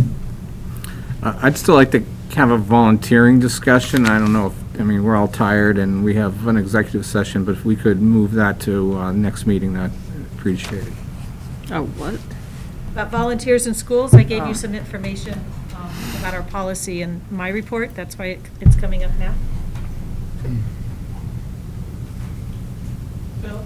Two quick announcements. I don't know if our superintendent's read her email or not, but she's going to be introducing the U.S. Secretary of Education in a couple of weeks. Oh, I am, am I? Yeah. Gonna be there. Thank you. Nice. Also, the resolution that you adopted that was then given to the SBA and was passed, well, it apparently had some effect because the timeline has been pushed back 3 months in Montpelier, and they're taking up equity and equality as the reason to go back and rethink it. Yay, OVUU. Nice job. Good job. What are you going to be introducing the secretary for? I sit on a board with Bill, the Horace Mann League, and Bill had this brainstorm actually last year to start podcasts on particular topics of interest to public education. And I am helping with the podcasts, and I have become the de facto introducer of I was actually on one of them. I should share it with you, honestly. And I've become the introducer of folks, and so I guess we successfully got Secretary Cardona to sit on the one that's coming up, so I get to introduce him. Nice. Very cool. Yeah. Okay. Actually, I should share all of those with you. Yeah, send me a link. All right, so before we go into executive session, a couple of things. Our next board meeting is set for Wednesday, December 15th. However, a couple of things I want to point out. All of the information that we would be looking at another draft of our budget isn't even due out until December 15th, which may not allow enough time for Brenda to put it all into our budget Well, so it we can won't, look at it again. because RNESU approves theirs on the 15th. Right, so- well, that's true. So therefore, we may be canceling that meeting, just to let you know. I'm sure you're all so sad about that. But anyway, I just wanted to give you an update on that, okay? And Or do you want, so in the next meeting, do you not want that listed then? you can list it, but it probably more than likely will be. possibly can't- Right, tentative, it's a tentative, but it may Because be of canceled. conflicts and- with school Right, performances. and there's also a school performance that night, which I don't want to miss, so, anyway. Yeah, that's unfortunate. I'm checking on that, but we That's had asked okay. not to schedule So, this. at this happens time, if someone every wants to year. put us into executive session. And at, this would be for negotiations and personnel. 8:09 PM, we're going in. All those in favor? Aye. Aye.